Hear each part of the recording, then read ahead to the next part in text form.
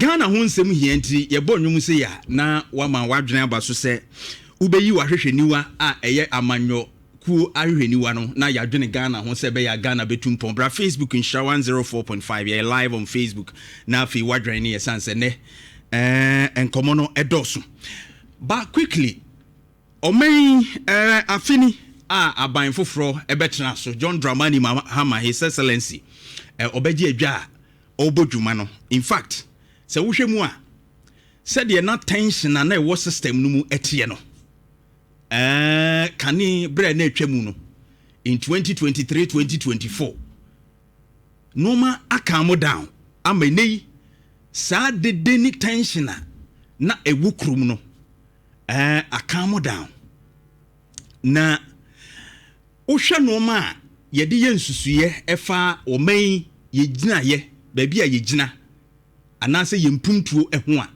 un se se nsusuye ni nyina na ye beka ne indicators no perform ye. You talk about inflation or be talking about interest rates ne money ne ekeka ho eni nyina no uhu se enoma ekọ kakra at least se enye se de yesusu ne se ye pɛ no kura no a obi bɛka ne se eye kyɛn nra na utietie monten so na utie nsɛm bi a ɛkɔ no a ɛyɛ na ubisa sesa enkrofo nyina wo ye Ghana fo san se de na mehu ni se ne ofudua pa na nke pia no enko obi a ofudua pa no ene ye pia no enne se wokodwa so a na okoto fam a last week mehu si ate fam so ebiem na ne bo no yate so from 10 point something no asa ba 9 point something which is roughly around 9 cities. Petro se eko fam no ebre bi atwamu ne ehu ba bi ayeko ene petro it mito 9 cedi per liter which was formerly kaneno ne it mito 15 cedi 16 cedis dollar ene 10 point something Bank of Ghana rate anya hwe kura no okọ abontina akoto wabuchi wa ubetumi anya 11-12 which before nanke ye 14 point something to 15 cedis.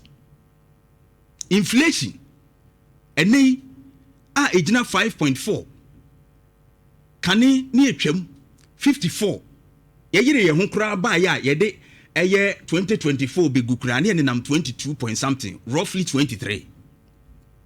Now cement bo ye koya koduru 120 ene okwa 75-80 cedis ubenya bi. Iron rods 1 ton ne nam eye 9,600 ene ubulemu a between 6,800 to 7,000 ubetumi anya bi. 5 kg rice no emu ketwa bag ketwa no be 100 120 ene 75 ubetumi anya bi. Transportation fare last year ade aname me sheda hu bi da se etoatoa so was that sa driver for bete wo ho ase se ya ka se yente so 15% inti ya te so but it happened emi ebo aba so se aban no agire no ho wa ya ade ebo ama no mamu han obi a wo ye nokwafuo bia betumi akase said ye na ya ho kyerete kane no sesei no empumtuo eba but ye wo enkrofo bi a ase ensemu a wo mu ka ene de wo mu ye no kyese odwe ho a onte ase akoy se bibia nsiye bibia maye ati se bibia nkoso omo pa kyerɛ sa ase sumaduru oman a bibia nkoso ena me bisa me ho se entia ne yadwene Ghana ho paa se oman no bia we na ekoyie ntie pɛ yenku yanim ne yekɔ na yenku yanim na wo mu asabi wo mu di yanim wo mu di kan no ya motivate wo mu so wo nkoso anya de ye hwanwa ya na anase because of amanyo 70 no even se eye kura no ayen hyeda nka se enye. Is that what we want to do as a nation?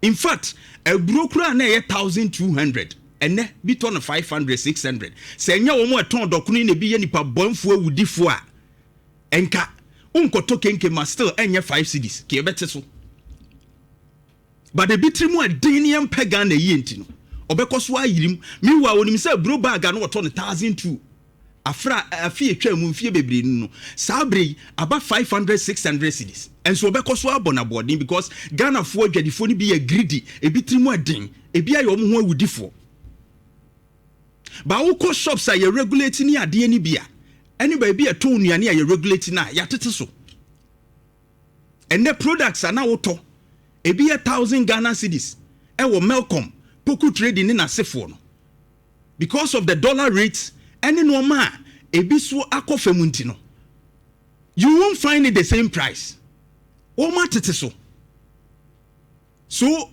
ebinum na ayo mo awudifo a omumiamia yen na in fact se wutie abontina wutie de ebinum ka a wo de no ma no nyina ye politics ye mpese ye bebie no ma ni mam ye hu si wo man no anya hwe kura no ba bi edam no ye no ubetie na ayi miracles aboaje ene ne nkrofo kofi fusun cancer ne nasefo because regularly ye be ye politics inti no akofa ba ena utility bills kosoro no wuhu ye ena we na ekosoro no wuhu ye but sabe common sense will tell you that se no ma bebre no a ekofem ebetumi a compensate for the others. Miracles aboaje. Common sense will tell us that enye Ghana fo nyina na sebe obia beko low said ye opese wo modwene no because se no mani nyina ekofem ebetumi a compensate for the others no a utility na wo de eka ho asem no. So if obito rice 120 Ghana cedis per 5 kilo no nene obeto ne 75 Ghana cedis ya wa save 45 Ghana cedis enti a month no wodi 5 kilograms bag of rice odi 3 5 kilogram bag no wodi 3 a month no wa save 135 Ghana cedis.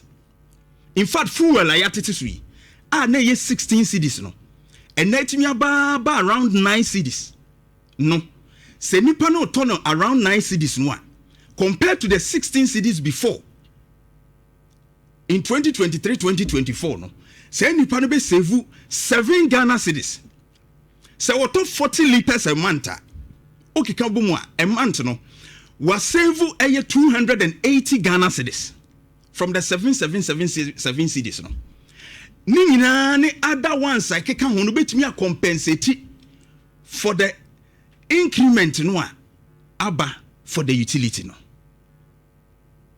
And so this is just common sense. Yen pai bonus nka ni nyina beko down. But we know the energy crisis no so. But the issue is that say dia na Ghana for eka. If you look at interest rate can go besia 30 something percent and is hovering around 18-20. Baby kura be cost kura o mo the bank ne de ne de be keka ho be cost kura na around 25%. And ato forcing the finance minister announced say it will go down further. The Bank of Ghana too has said say almost be man go down further to about 18 or 17 point something. And this is what we want as a country. Say be ya o man no betumi atumpo na no ma be kɔ danim. Enti say enoma asesa na dede yo no ne ohawa na ewom kane no. Say wo se wo a ne meka che on say go and see your doctor. Say noma turning around no. Wo se wo a go and see your doctor. Ko hu doctor ni. Ebi ana wani how ba ho anase bia no ma bi ekoso a entimi ma wo sound judgment nti se wo fin se unhunu de ekono a se petrol ko fam enye interest rate ba fam enye dollar rate ba fam enye de ekobia enya mesro koko hu doctor. There's a need to see your doctor. Ko hu doctor because your idea be a friend cognitive dissonance je fato somame cognitive dissonance. Or say, near all suffer from cognitive dissonance. No? In psychology, a psychology of denial. Say nipano. Or say, it's a mental discomfort that happens when someone holds contradictory beliefs or attitudes in the face of new facts.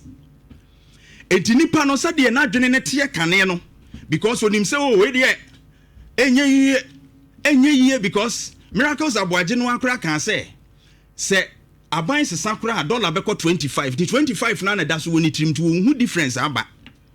Eti when people are having such problems ne wogidie no no an wogidie eti bibi fufuru esikra na wo the evidence kire ne say oh when na cause was show me your evidence.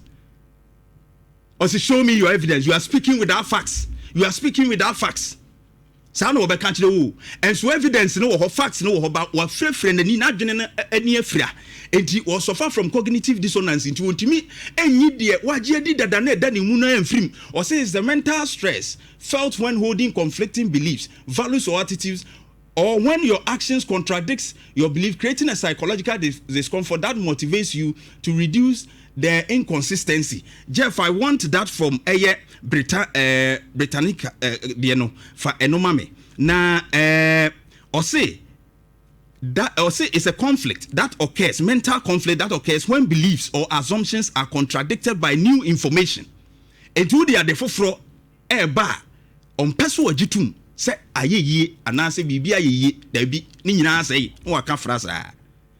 But okomwa with evidence.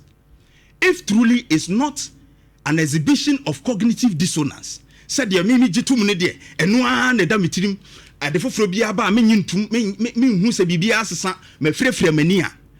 Why would you say this when IMF ne resident rep ade abetudwa a wo kase Ghana's economy je fatus mame Ghana's economy defied odds in 2025.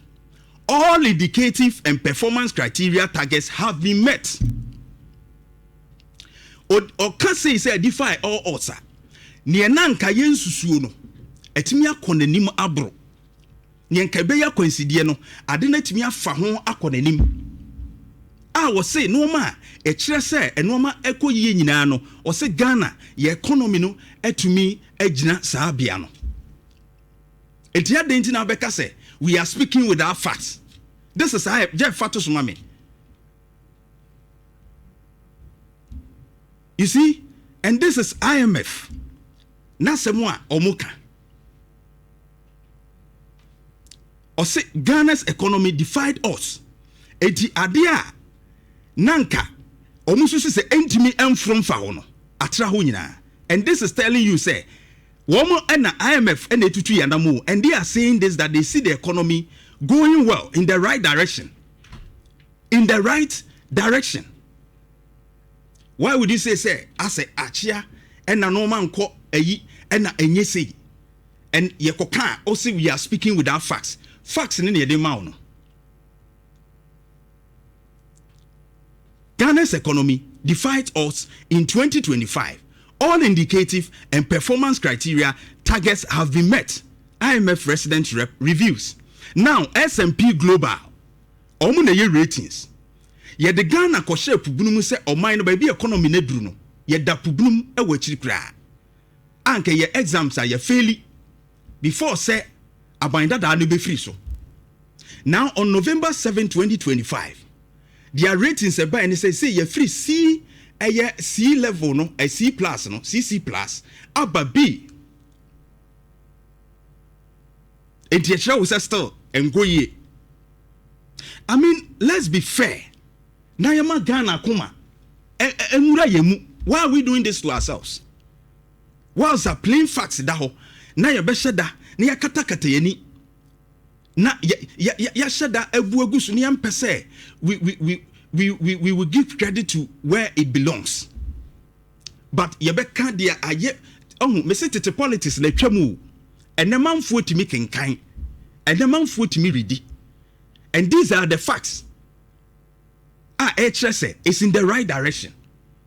And to me say, if you don't see the good things happening in the economy, go and see your doctor. because the S&P Global says the outlook is stable. And the economy no outlook is stable. So if you are not seeing any good thing right now, then now a problem. Go and see your doctor. If you are not watching anyone say, and now we need no problem, bam. And now there's another problem which stands to be cognitive dissonance, where you believe said you're on a war. And you're too bad. You're live on YouTube. Who bet me I share live on YouTube. Facebook also live. And so young cannot create more mining tumpom. Nenu nebe boye. Se edu baby na buy ne ye de nya ye beka. Edu baby na buy ne ye de nye na economy na chia. When it's based on facts, ye beka near bomachi. But not when things are taking shape. Normal air recover. And woman nam na kwemu. This is where you are going to play the 1990 politics. Wow. Let's begin to rethink and think about Ghana. And we need you here. In Sha 104.5, where you jet yacho. Maybe you say.